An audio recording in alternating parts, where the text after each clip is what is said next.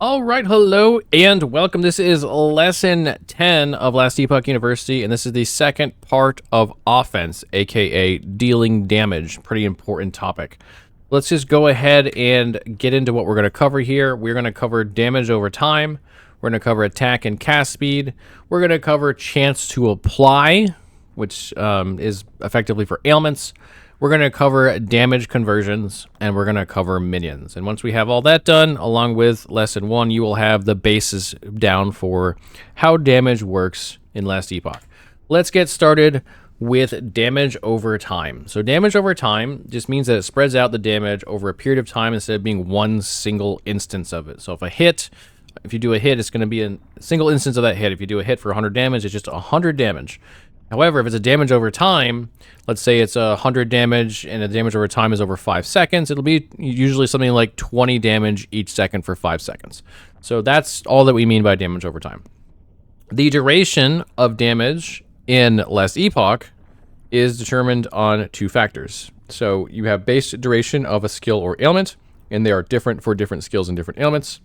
And then you can increase that duration from gear, skills, and passives. Increasing duration of damage over time in Last Epoch is always an increase in the overall potential of the damage of that skill, because it will do the amount of damage it does.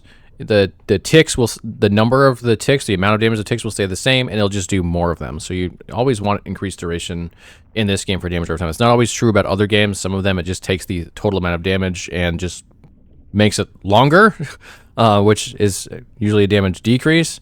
Not the problem in this game. Duration's a good thing for damage over time. Okay, as far as what dots are compared to other things, they're never a hit. So you can't have a hit that's also a dot. You cannot have a dot that's also a hit. Because of that, dots cannot crit, and they cannot baseline apply ailments, although there are many skills that are considered damage over time that have ways of applying ailments. Let's go ahead and talk about that right now. So dots can be a skill or an ailment. An ailment is something like poison. Poison is a thing that you apply to the enemy, and in doing so, it now will do poison damage over time. A skill, of course, is just that. It's a skill in the game, and some have the damage over time tag, and so when you use that skill and it is used on an enemy, that enemy will then begin to take damage over time. There are multiple ways they can do this. It can be something you just hold down the button, or maybe you put a pool on the ground. There's lots of ways which you would begin to apply damage over time with a skill, but the ultimate result will be that damage over time will be what happens, not a hit. Those skills will have damage over time tag, and ailments can be applied by those skills, usually or oftentimes, but it's usually something in the skill tree. So it can either be just like by default, maybe you put a poison pool down as a damage over time poison pool, but then something's in it and it starts to pick up stacks of poison, like let's say it picks up 1 stack per second. That can be a way that you apply it. Or it can be something in the skill tree where it says if an enemy this skill is used on an enemy, it gets 5 stacks of poison. There's lots of different ways this can happen. That's one way of having damage over time ailments applied, but you also can apply damage over time ailments on hits. So just to recap here, there are 2 different kinds of damage over time in the game. There are just skills that are damage over time, and then there are ailments like poison, like bleed, like frostbite, like ignite, that are damage over time, but they are independent of a skill, and they can be applied in multiple different ways, including hits or in a skill tree. It allows that skill to do it. Okay, so we know what damage over time is in this game. How do we scale it? There are multiple ways to do it, some very similar to hit, some very different from hit. First off is if it's an ailment, like poison, there's a chance to apply it on a hit as a stat that you can get, and there are multiple ways, including in skill trees, passive trees, and gear. This is the most baseline way of scaling ailment damage, is by applying more stacks of it with chance to apply. Also, you can increase the damage type, get increased damage for we're talking about poison. If you have increased poison damage on your gear, that will increase the damage that you deal with poison. Increased ailment duration, we talked about this at the beginning. Increased ailment duration is always an increase in the damage, because it does not take the existing damage and just spread it out further. It actually adds additional ticks on, so it's always a good thing for scaling it. Also, increased penetration to the ailment, or decreasing their resistance is also, so like if you shred an enemy's poison resistance, then they'll take more damage from poison. And if you have penetration towards poison resistance, you'll increase their damage towards poison. Also, increase and more damage of a skill that applies dots. So, you have a skill like Cinder Strike, which has some more multipliers in it. Actually, yeah, it does. It does. Most skills have more multipliers in it.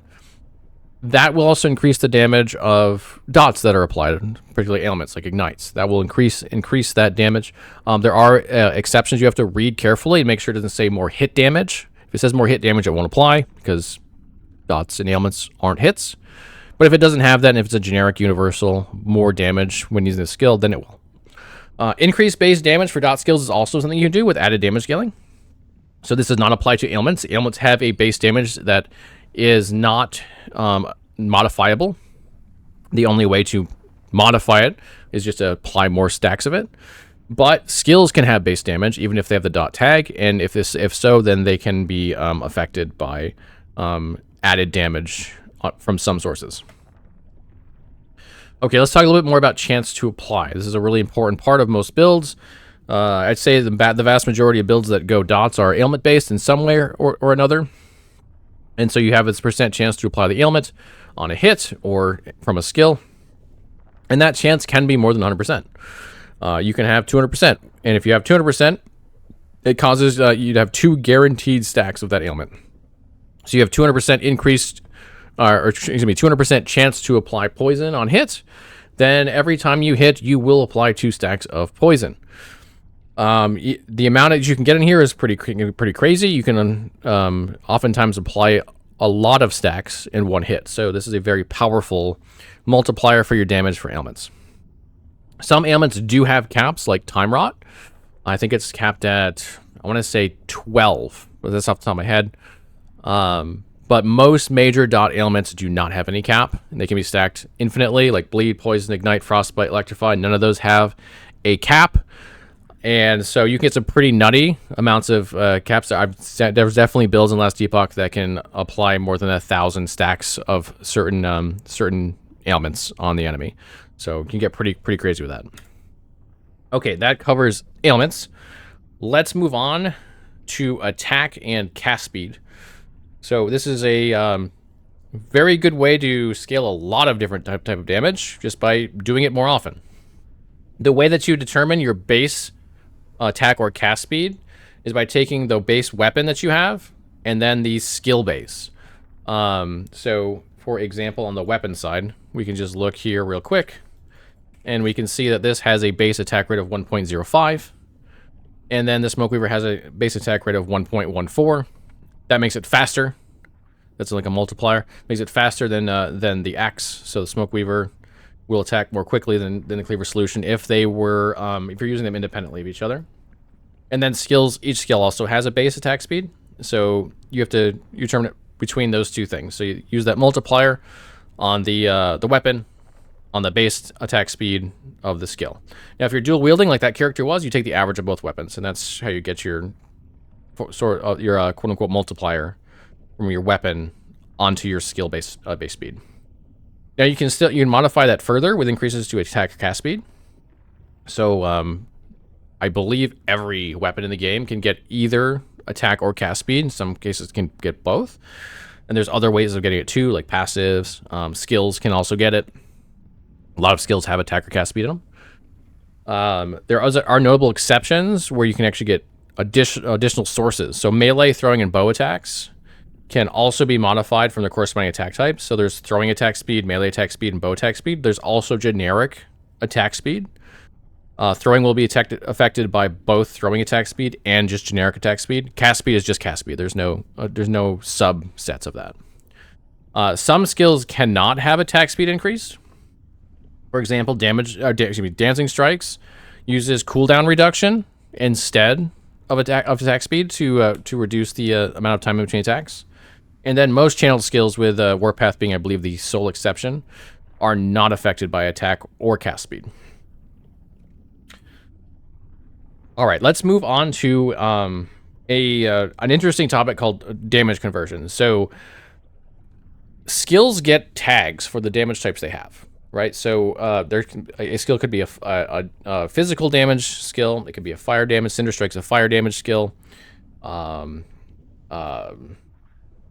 I blanking here on this other skill I was thinking about? Pull it up. Yeah, let's just look at these. Puncture is a physical damage skill. Flurry is a physical damage skill. Acid Flask is actually a physical and poison, etc. So they all have these damage types, right? But the cool thing about this game is a lot of them can be converted into other damage types. So actually, for example here, Acid Flask can be converted into a fire skill instead of a poison skill. So very cool stuff, but there are some rules to know about how to do that because they come in multiple flavors. And now we're going to actually switch gears just a little bit here. Sorry about the flashbang, but we're going to be looking at the Max Roll Planner here to give us a little bit of insight into how this works, because we're going to look at 4 different skills here. These are actually Acolyte skills. So let's see, the first thing we can look at is one of the damage conversions from Rip Blood. So Rip Blood has this one called Rip Spirit. And it's Rip Blood, and here's Rip Spirit. And what this does is it causes Rip Blood and Blood Splatter, which is a sub-skill of Rip Blood's base physical damage, because Rip Blood starts as a physical skill, to be converted to necrotic damage. This gives it the necrotic tag instead of the physical tag, and whatever the base damage of this skill is now also necrotic, and that also means any damage that you get that's not damage type specific, so like if you wear a staff that just says it has plus 80 spell damage on it, will be necrotic spell damage instead of physical, because we've changed the tag of the skill, and it determines that the kind of damage is determined by the tags of the skill. Another node in Rip Blood that works very differently, but is still a damage conversion, is Septic Wound. The Septic Wound is actually going to convert the node next to it. So it says Bleed Chance granted by the Gushing Wounds node is converted to Poison Chance, and the Gushing Wounds node is by default Bleed Chance. So if you were to get Gushing Wounds and just Gushing Wound and not Septic Wound, and you could get all 5 points in this, you'd have 100% Bleed Chance when using Rip Blood. However, if you take Septic Wound, it's now 100% Poison Chance. So there's no longer bleed at all. It becomes poison. All right, the next one we'll look at is actually a different skill. So we're going to look at Infernal Shade's Blood Shade, which is a hybrid of what we just talked about. But here's Infernal Shade. Here's Blood Shade. In this case, what we're doing is we're still doing that base damage conversion. So Infernal Shade's a fire damage skill baseline. We convert to physical. But then we also take Ignite Chance from the tree. Any Ignite Chance that's in the tree. We convert it to Bleed Chance. So, for example, if we do this, you can see there's Ignite Chance here. And there's this is actually Fire Penalty Ignite. So it's going to affect this right here. So Torment Beacon, if you were to take this, all 5 points, you have 200% Ignite Chance. If you take Blood Shade, you have 2% Bleed Chance. And you also have converted over Infernal Shade from a fire skill to a physical skill. So any generic added damage will now become physical damage instead of fire damage. All right, next up, we'll talk about one that converts all sources of a damage type for that skill, which is Soul Feast's Thought Corrosion. So here's Soul Feast, and then I gotta remember what Thought Corrosion is. It is, let's just type it in here. There it is, down below. So Thought Corrosion says, Poison Chance from all sources is converted to Armor Shred for Soul Feast, and Armor Shred applied by Soul Feast's increased effect. So what that means is, if we have Poison Chance anywhere in our gear, any generic Poison Chance. So if we have Poison Chance on our weapon, and it applies to Soul Feast, so we use Soul Feast, and that Poison Chance is applied, it's now Armor Shred. So these are pretty cool nodes where you can actually completely change how you can gear for things, because you take this node and now you get a bunch of Armor Shred, but not from taking Armor Shred, but from taking Poison Chance. Okay, that is Soul Feast Thought Corrosion. And then the last one we're going to talk about is Hybrid of 2 and 4. We have the converted node or nodes of a skill. And then we have convert all sources of damage. We're going to look at Reaper Form's Grave Chill. This is arguably one of the most transformative skills in the game as far as damage conversions. So what this does is it says all of Reap's base damage and its added melee damage from intelligence are converted to cold. So it normally is, I believe, physical, or is it, it's necrotic. So it's normally necrotic damage, Taking this, now it's all it's physical. So this is both the base damage and damage it's getting from intelligence, which is a special effect that this skill gets in particular. But it also has poison chance from all sources to convert to chill for Reap, and Reap gains freeze rate. So you're going to get added melee damage, the base damage and added melee damage from intelligence that are going to convert over to the cold, but also you're going to get the universal poison chance is going to turn into chill. So there's a bunch of different ways that you can do damage conversions. And the big thing that I want to point out here is you really need to read what the damage conversion says it's doing and make sure that you understand it, because it's easy to get bamboozled and think it's going to do one thing and it does another, because there's so many different ways it can interact with the skill and with your gear. Okay, next topic. This is definitely an important one if you're going to be someone who wants to play minions, is how do minions deal damage? Because it's not the same as players. They typically don't benefit from your stats. So if you have increased physical damage on your gear, well, usually the minion doesn't get that. So if you're trying to play a minion build and that's where your damage is coming from, that stat's not very good for you. However, they have their own stats. So there's lots of ways to scale them. But there are exceptions to where they do not scale independently from you, particularly in Manifest Armor and Ballista. Manifest Armor gets a percentage of the stats from your gear slots, and you can actually, through nodes in it, increase the amount of effectiveness they get from that, so they actually get more stats than you do, which is pretty cool. And then Ballista has a node called the Shared Enhancements node, where it gets a portion of the stats from your gear as well. Outside of that, though, every other minion does not get those. So how do you scale the minion damage? Well, there are nodes and affixes with particular tags on them, or particular wording that count. Example, minion, increased minion damage. This applies to any minion in the game, no matter what kind it is. There's different kind of minions. You got your straight up minions from the Necromancer or the Acolyte. You've got your companions from Primalists, like Bear, like Raptor. Totems also from Primalist. So minion will cover all of those. Anything like that. It covers Manifest Armor, covers Ballista, etc. Companion covers companion pets from Primalists. So the bears, the wolves, the scorpions, the raptors, etc. And totems are for totems. So if you have a totem, you can scale it through minion, or you can scale it through totem, but you can't scale it through companion. If you have a companion, you can scale it through minion or companion, but not totem. There are also other ones that work, like allies. Allies will work for all minions. It also works for you and for friends. So if you're playing with others, allies counts, but it also counts for your minions. Shared is usually very similar to you for you and your minions. If you see either of those, then you're going to get it, and your minions are going to get it. So keep an eye out for what it says it's going to do as far as if it's a minion type thing.